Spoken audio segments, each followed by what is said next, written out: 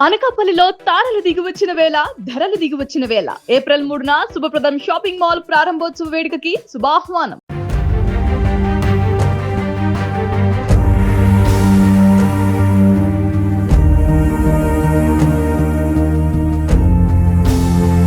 విశాఖ జిల్లా గాజువాకలో దారుణమైన ఘటన జరిగింది.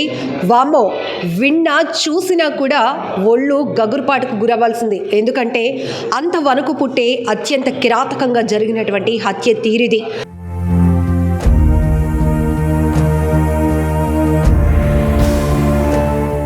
అవును, నేవీలో పనిచేస్తున్నటువంటి చింతాడ రవీంద్ర అనే వ్యక్తి పెళ్ళయింది, భార్య పుట్టింటికి వెళ్ళింది పురుడు కోసమని. ఇంతలోనే అప్పటికే మౌనిక అనే అమ్మాయితో పరిచయం ఉన్నటువంటి ఆ రవీంద్ర నిన్న అమ్మాయిని ఇక్కడ ఇంటికి పిలిపించుకున్నాడు. గాజువాక ఎల్వి నగర్లో ఉన్నటువంటి కీర్తి ఎన్క్లేవ్లో ఉన్న 102లో అతను 1 ఇయర్గా అద్దెకు తీసుకొని ఈ ఫ్లాట్లో ఉంటున్నాడు. అయితే భార్య 1 మంత్ మాత్రమే ఇక్కడ ఉన్నారు. ఆ తర్వాత ఆమె గర్భవతి వల్ల పుట్టింటికి వెళ్ళినట్టు కూడా తెలుస్తోంది. ఎందుకంటే రీసెంట్గా ఆమె పాపకి కూడా జన్మనిచ్చినట్టుగా ఇక్కడ ఉన్నవారు కూడా చెప్తున్నారు. అయితే నిన్న తన ఎవరైతే సంబంధం కొనసాగిస్తున్నటువంటి మౌనికను ఇంటికి పిలిపించుకున్నాడు. ఇద్దరు సఖ్యతగానే ఉన్నట్టు తెలుస్తోంది. రాత్రి సమయంలో ఇద్దరి మధ్య డబ్బులకు సంబంధించినటువంటి ఒక గొడవ మొదలైంది. ఎప్పటి నుంచో ఆ అమ్మాయి మౌనిక తనని డబ్బుల కోసం వేధిస్తుందని, దానికోసమే ఆ వేధింపులు తట్టుకోలేకే ఆమెను తన కుటుంబం పరిస్థితులకు కానీ లేకపోతే వివాదాలకు ఇంకా కారణం కాకూడదనే హత్య చేసినట్టుగా పోలీసులకు చెప్పినట్టుగా కూడా తెలుస్తోంది. అయితే రవీంద్ర ఆ అమ్మాయిని నిన్న అత్యంత దారుణంగా హత్య చేసి ఆ అమ్మాయి బాడీని ముక్కలు ముక్కలుగా చేసి మూటలు కట్టాడు. 2 మూటలను ఫ్రిడ్జ్లోనే ప్యాకింగ్ చేసి పెట్టి మరొక మూటలో తలని అలానే సిమ్ కార్డ్ని చెప్పులను కూడా ఆరిలోవ పోలీస్ స్టేషన్ పరిధిలో ఉన్నటువంటి దారపాలెం వద్దకు తీసుకువెళ్ళి అక్కడ తగలబెట్టినట్లు తెలుస్తోంది. ఎంత దారుణమైన ఘటన అంటే ఇక్కడ చెప్పాలి, వివాహేతర సంబంధం ఎన్నాళ్ళ నుంచి కొనసాగుతుందో అనేది క్లారిటీ లేదు. కానీ మౌనిక కూడా విశాఖ జిల్లాకు చెందినటువంటి అమ్మాయే. అక్కయ్యపాలెం సమీప ప్రాంతంలో ఆమె ఉంటున్నారు. అలానే ఆ అమ్మాయి ఈవెంట్స్ చేస్తున్నట్టు తెలుస్తోంది. ఇప్పటికే కొన్ని ఈవెంట్స్కి సంబంధించినటువంటి ఆ అమ్మాయి ఈవెంట్స్లో పార్టిసిపేట్ చేసినటువంటి ఫొటోస్ కూడా రిలీజ్ అయ్యాయి. అయితే రవీంద్ర ఇక్కడ 1 ఇయర్ నుంచి అద్దెకుంటున్నప్పటికీ కూడా ఈ కీర్తి ఎన్క్లేవ్ దాదాపు 25 ఫ్లాట్స్ ఉన్నాయి. ఇతను ఫస్ట్ ఫ్లోర్ 102లో ఉంటున్నాడు. సో అతని బిహేవియర్ గురించి స్థానికులు చెప్తుంది ఏంటంటే అతను చాలా కామ్ గోయింగే, వస్తాడు వెళ్ళిపోతూ ఉంటాడు. బట్ ఇక్కడ ఎవరికెవరు పట్టించుకునేది కూడా తెలీదు. ఇంతకు ముందు నుంచి అమ్మాయి వస్తుందా రాదా అనేది కూడా మేము ఎవరూ పర్టికులర్గా చూడలేదు. కానీ నిన్న మాత్రం అమ్మాయి మధ్యాహ్న ప్రాంతంలోనే ఇక్కడికి ఆ అమ్మాయిని రప్పించుకొని రాత్రి వరకు ఇద్దరు ఇక్కడే ఉన్నట్టు తెలుస్తోంది. తర్వాత రాత్రి ఇద్దరి మధ్య ఏదైతే గొడవ మొదలైందో డబ్బుల విషయమై దాంతోనే అమ్మాయిని అడ్డు తొలగించుకోవాలి, ఇక తన లైఫ్లోనికి కానీ తన ఫ్యామిలీ విషయాల్లోనికి కూడా అమ్మాయి అడ్డు కాకూడదు అనే ఉద్దేశంతోనే హత్య చేశాను అన్నట్టు పోలీసుల ముందు అతను ఒప్పుకున్నాడు రవీంద్ర. ఇక్కడ ఒకసారి మనం చూస్తే కనుక హౌస్లో ఇదే ఫ్రిడ్జ్లో నిన్న ఇదే చోట అమ్మాయి లైవ్గా ఉంది, అతనితో ఉంది. అర్ధరాత్రి కొన్ని గంటల వ్యవధిలోనే శవమైపోయింది. అత్యంత దారుణంగా ఎవరైతే ఆ వ్యక్తిని నమ్మి వచ్చిందో మౌనిక, ఆ వ్యక్తి చేతిలోనే చెప్పుకోవడానికి కూడా అసలు ఎంత ఇబ్బందిగా, ఎంత దారుణంగా అంటే వణుకు పుడుతున్నటువంటి దృశ్యాలు ఇవి. ముక్కలుగా నరికేసి అమ్మాయిని శరీర భాగాలు విడివిడిగా వేరు చేసి ప్యాకెట్లు మూటలు కట్టి ఫ్రిడ్జ్లో కొన్ని భాగాల్ని మరొక కొన్ని భాగాల్ని తీసుకువెళ్ళి దారపాలెం దగ్గర తగలబెట్టేశాడు. అంటే ఎంత దారుణంగా జరుగుతోంది. అసలు ఈ మౌనికకి రవీంద్రకి పరిచయం ఎప్పుడు ఏర్పడింది, ఎలా ఏర్పడింది, ఇద్దరికి సంబంధించినటువంటి పూర్తి సమాచారం అయితే లేదు. కానీ రవీంద్ర పోలీసుల దగ్గర ఇచ్చినటువంటి ఇన్ఫర్మేషన్ ఆధారంగానే ప్రస్తుతానికైతే మనకు తెలుస్తోంది. ఇంకా క్లూస్ టీం రావాల్సి ఉంది. ఫోరెన్సిక్ ల్యాబ్ టీం కూడా వచ్చిన తర్వాత మరింత ముమ్మరంగా ఈ దర్యాప్తు అయితే కొనసాగబోతోంది. మరొక వైపు మౌనిక పేరెంట్స్ కూడా నోరు విప్పితేనే అసలు ఏం జరుగుతోంది, మౌనికకి ఈ రవీంద్రకి పరిచయం ఉన్నట్టు మౌనిక పేరెంట్స్కి తెలుసా లేదా, లేకపోతే వాళ్ళిద్దరూ ఏమైనా ఫర్దర్గా భవిష్యత్తులో మళ్ళీ పెళ్లి చేసుకోవాలనే ఆలోచనలో ఉన్నారా, ఇలా రకరకాల డౌట్స్ మాత్రం ప్రతి ఒక్కరిని తీవ్రంగా వేధిస్తున్నాయనే చెప్పాలి. ఎందుకంటే ఒక వ్యక్తిని ఒక అమ్మాయి నమ్మి వచ్చి నమ్మడమే కాదు, ఇంటికి రావడమే కాదు, అతను పిలిచినటువంటి మాటకి కట్టుబడి నైట్ కూడా అమ్మాయి స్టే చేసినంత ధైర్యం ఆ వ్యక్తి నుంచి కలిగిందా, లేకపోతే ఇంక ఇద్దరి మధ్య ఏదైనా ఇష్యూ పెద్దగా నడుస్తూ నడుస్తోందా అనేది కూడా ఇక్కడ తెలియాల్సినటువంటి అవసరం ఉంది. ఎందుకంటే ఈ రోజుల్లో మనం చాలా చూస్తున్నాం, సోషల్ మీడియాలో పరిచయం అవుతున్న వ్యక్తులు వారు ఎవరు, ఎలాంటి వారు, ఎక్కడి వారు, వాళ్ళకి పెళ్ళి అయిందా లేదా, వాళ్ళ పరిస్థితులు ఏంటి, ఫ్యామిలీ బ్యాక్గ్రౌండ్ ఏంటి, ఇవేవి తెలియకుండా కేవలం పరిచయాలు ఏర్పాటు చేసుకొని దాని ద్వారా ముందుకు వెళ్ళాలి అనుకుంటున్నారే తప్ప ఇంత దారుణాటి ఘటనలు అనేక చోట్ల అనేక ప్రాంతాల్లో జరిగినా కూడా ఎందుకు మరి ఎవరు అలర్ట్ కావటం లేదు, జాగ్రత్త పడటం లేదో కూడా అర్థం కావటం లేదు. మొత్తానికి ఒక మనిషి రూపంలో ఉన్న ఒక క్రూరత్వం ఒక అమ్మాయి జీవితాన్ని అర్ధాంతరంగా అలా ముగించేయడమే కాదు, చెప్పుకోవడానికి కాదు. ఈరోజు మౌనిక తల్లిదండ్రులు ఎంతలా విలవిలలాడిపోతున్నారంటే కూతురు శరీరాన్ని అంటే చనిపోయినా కూడా ఆమెను గుర్తు పట్టలేనంత విధంగా ముక్కలు ముక్కలుగా పడి ఉన్నటువంటి తమ కూతురు శరీర భాగాల్ని చూసి విలపిస్తున్నారు, తీవ్రంగా రోధిస్తున్నటువంటి పరిస్థితులు కూడా ఉన్నాయి. ఇది ఎక్కడో జరిగినటువంటి ఘటన కాదు. బీ అలర్ట్గా ఉండాల్సిన పరిస్థితి ఉంది.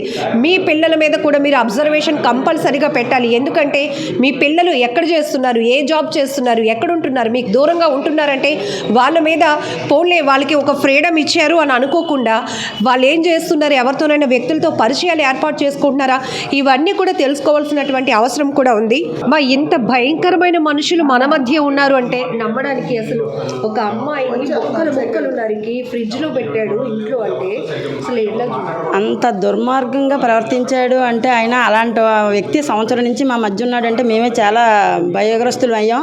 కానీ ఇప్పటి వరకు మా 70 వార్డులో ఇలాంటి దుర్ఘటన ఎప్పుడు జరగలేదు. అందరూ కూడా చాలా అఫీషియల్గా ఉంటారు కానీ ఇలాంటి విషయం ఎప్పుడు జరగలేదు. ఎవరికి కూడా లేడీస్ కూడా చాలా సెక్యూరిటీ మా వార్డు అంటేనే, మా ఎల్వి నగర్ అంటే లేడీస్కి చాలా సెక్యూరిటీగా ఉంటుంది. అలాంటిది ఇంత దారుణంగా జరిగింది అంటే మేము చాలా బాధపడుతున్నాం. అలాంటి నేరస్తుని కఠినంగా శిక్షించాలని కోరుకుంటున్నాం. రవీంద్ర 102లోనేనమ్మా ఉంటున్నాడండి. ఏం చేస్తుంటాడు ఆయన నేవీ ఆఫీసర్ అట. వాళ్ళ మిసెస్ ఏమో డెలివరీకి వెళ్ళారు. 4 months అట, పాప పుట్టిందట. ఆవిడ ఇంకా ఇంటికి రాలేదు, పెళ్ళి పాప పుట్టిందట. మరి ఇంత కిరాతకంగా ఎందుకు చంపాడు అన్నది విషయాన్ని మాత్రం పోలీసులు దర్యాప్తు చేయాలి. ఇవన్నీ కనుక్కొని నేరస్తుడికి మాత్రం కఠిన శిక్ష వేయాలని కోరుకుంటున్నాం. ఈ ఫ్లాట్లో ఎన్నాళ్ళ నుంచి వాళ్ళు ఉంటున్నారు? జనరల్గా అతని బిహేవియర్ ఎలా ఉంటుంది? 1 year నుంచి ఉంటున్నారట. బిహేవియర్ అయితే చాలా బాగుంటుందని చెప్తున్నారు. ఇరుగు పొరుగు వాళ్ళు కూడా ఎప్పుడు ఎవరితో మాట్లాడడానికి కానీ వాళ్ళ భార్యాభర్తలు గొడవ పడడం కానీ ఏమీ లేదట.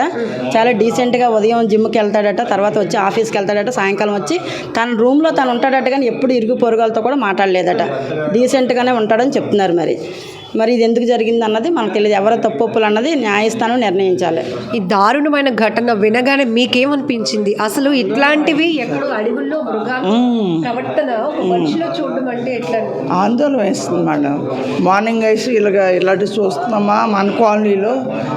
ఏం విన్నారు అసలు మీరు ఈ ఘటన గురించి? మొదట ఫస్ట్ అయితే అందరు చెప్పుకున్నది అయితే అబ్బాయి అమ్మాయితో రిలేషన్ పెట్టుకున్నాడు అని, అబ్బాయి ఏమో డబ్బులు డిమాండ్ చేస్తుందని చెప్పేసి ఎప్పటి నుంచి అతన్ని ఇబ్బంది పెడుతుందని చెప్పేసి అనుకుంటున్నా అనేసి తెలిసిందే. పోలీస్ స్టేషన్ అతను చెప్పాడంట అలాగని చెప్పేసి. మరి చాలా హత్యలు చూసాం, ఆత్మహత్యలు చూసాం. కానీ ఇక్కడ ఒక నేవీ ఉద్యోగి ఉండి ఆ వ్యక్తి ప్రేమించిన అమ్మాయిని, పెళ్ళైనటువంటి ఒక వ్యక్తి అత్యంత క్రూరంగా హత్య చేయడమే కాకుండా ముక్కలు నరికి ఫ్రిడ్జ్లో కొన్ని భాగాలు, మరికొన్ని చోట దారపాలెం దగ్గర తలపైన తగలబెట్టడం ఎట్లా? చాలా దారుణం అండి. ఈ విషయం అయితే చాలా దారుణం. ఇంతవరకు అసలు ఇది ఎప్పుడో ఎక్కడ టీవీల్లో చూడడం వినడం తప్ప ఎప్పుడు రియల్గా మేము చూడలేదు. ఫస్ట్ టైం ఇలా చూస్తున్నాం. కానీ ఇంత దారుణంగా చంపాడంటే మాత్రం ఆ నేరస్తుడిని కఠినంగా శిక్షించాలి. మరి అసలు ఎవరి తప్పులు ఉన్నా కూడా అమ్మాయి వాళ్ళ పేరెంట్స్కి చెప్పో లేకపోతే వాళ్ళ హస్బెండ్కి చెప్పి ఆయన చెప్పాల్సింది. చెప్పకుండా ఇలా సొంత నిర్ణయం తీసుకోవడం వల్ల ఆయనతో పాటు వాళ్ళ భార్య బిడ్డలు కూడా అన్యాయం అయిపోతారని నా ఉద్దేశం మేడం. మరి ఈ మౌనిక ఇక్కడికి వస్తూ ఉంటుందంట ఎప్పుడు మరి ఇరుగు పొరుగులు అయితే చూడలేదట. ఆ అమ్మాయి అంటే వీళ్ళందరూ ఎవరు మట్టుకు పనుల్లో ఉంటారు, ఎవరు డోర్ వాళ్ళు వేసుకుంటారు. ఆ అమ్మాయి ఎప్పుడు వచ్చి వెళ్తుందో కూడా వీళ్ళు చూడలేదట. నిన్న రావడం కూడా ఎవరు చూడలేదట. మరి ఎప్పుడు ఈ గొడవ జరిగిందో మరి అమ్మాయి అరుపులు కూడా బయటకు అసలు ఏం వినిపించలేదట. మరి ఎలా చంపాడు అన్నది ఆయనకే తెలియాలి. కానీ చాలా దారుణంగా చంపాడు. అలాంటి వాడిని మాత్రం శిక్షించాలి. ఎలా శిక్షించాలనుకుంటున్నారు? చాలా కఠినంగా శిక్షించాలి. ఇలాంటి వాడు ఒకసారి శిక్షించామంటే రెండోసారి ఇంకొకటి ఇలాగ ఆడదాని విషయంలోకి వెళ్ళడానికి భయపడేటట్టు ఉండాలి. అంత కఠినంగా శిక్షించాలని కోరుకుంటున్నాను. నైట్ ఒక పిల్లని తెచ్చి దారుణంగా చంపేసి ఫ్రిడ్జ్లో అడ్డం అనేది చాలా దారుణం కదా మేడం. ఆవిడ ఒకళ్ళు డిమాండ్ చేసినా స్టేషన్కి వెళ్ళి కంప్లైంట్ పెట్టుకొని అక్కడ 4 గోడల మధ్య సెటిల్ చేసుకోవడం ఏదో చేసుకోవాలి. మిస్సెస్కి చెప్పాలి, చుట్టాలకు చెప్పాలి. అంతేగాని ఫ్రిడ్జ్లో పెట్టేసి చంపేసి అది చాలా తప్పు కదా. ఈరోజు ఆయన చూసి ఇంకో 10 మంది మనుషులు ఇప్పటికే చిన్నపిల్లలు రేప్ చేసేయడం, చంపేయడం అన్నీ జరుగుతున్నాయి కదా మేడం. ఇలాంటి వాళ్ళు ఎవరిని కూడా బయటకు వదలకూడదు మేడం. ఇప్పుడు అతని భార్య, ఆమె పరిస్థితి కూడా చాలా దారుణంగా ఉంటుంది. ఎందుకంటే ఒకవైపు బిడ్డకు జన్మనిచ్చింది, ఈ టైంలో భర్త దగ్గరుండాలి అని కోరుకునే పరిస్థితిలో భర్త ఇలాంటి వాడా అంటే భయంకరంగా ఉంటుంది. ఇవాళ అమ్మాయిని చంపేశాడు, రేపు నన్ను చంపేస్తాడు అని భయపడుతుంది ఆవిడ కూడా పిల్ల కూడా ఇంక ఇతని దగ్గర రారు. ఇతను చేసే పని ఇతని ఫ్యామిలీ మీద ఎఫెక్ట్ పడుతుంది. ఫస్ట్ మా పక్క వాళ్ళందరూ పక్కన పెట్టేస్తే ఆల్రెడీ ఇతను అక్కడ అద్దెకున్నాడు మేడం, సొంత కూడా కాదు, రెంట్ హౌస్. వచ్చి ఎప్పుడో మిలిటరీ నుంచి వచ్చి వెళ్ళిపోయిన ఇతను ఇలా చేస్తే ఇక్కడ ల్యాబ్ నుంచి వచ్చేసి వెళ్ళిపోతాడు. ఇక్కడ మా కాలనీ అంతా అవమానం కదా, పలానోళ్ళు కాలనీలో ఇలా జరిగిందని. ఇప్పుడు ఎంతమంది మీరు వచ్చి ఇక్కడ పెడుతున్నారు బయటికి, పేపర్లు, టీవీలో, ఈడియాలు ఇస్తున్నారు కదా, ఎల్వి నగర్ అని. మాకు చెడ్డ పేరు కదా మేడం. ఇంకొక విషయం చెప్పండి, ఈ మధ్యకాలంలో అన్ని వివాహేతర సంబంధాలు, పెళ్ళైన వాళ్ళు మరొకరితో సంబంధాలు పెట్టుకోవడం. ఇక్కడ ఈ అమ్మాయి చనిపోయారు, చాలా దారుణంగా హత్యకు గురైంది పక్కన పెడితే, అమ్మాయిలు కూడా అసలు భయం ఉండటం లేదు. అసలు పెళ్ళయింది అని తెలిసిన, భార్య పిల్లలు ఉన్నారు అని తెలిసిన విచ్చలవిడిగా ఇట్లా రావడం కూడా ఆ అమ్మాయి ఆ ధైర్యం చేసి ఉండకుండా ఉండుంటే తప్పు. ఫస్ట్ అమ్మాయిదే తప్పండి. ఒక ఫ్లాట్లోకి వచ్చి నైట్ పూట ఆయనతో ఉండి అలా గొడవ పెట్టుకోవడం అనేది కూడా అమ్మాయిది తప్పే. ఎందుకంటే మొక్కలు ఆయన మత్తులు ఉన్నాడేమో, తాగిసి ఉన్నాడేమో. ఆ తాగిన మత్తులో ఎందుకు రావాలి? అమ్మాయికి పెళ్ళి ఉంది కదా, ఫ్యూచర్ ఉంది కదా, ఎందుకు ఇక్కడ రావాలి? సో ఇది చూస్తే కనుక విశాఖలో ఈ దారుణ ఘటన వింటేనే ఒళ్ళు వణుకు పుడుతుంది. ఒక నేవీ ఉద్యోగి అయి ఉన్నటువంటి రవీంద్ర గాజువాకలోని ఎల్వి నగర్లో ఉంటున్నారు. ఇదే ఈ 102 ఈ రీళ్ళు చేస్తున్నారు కదా, వాళ్ళు అవి తీసేయాలి మేడం.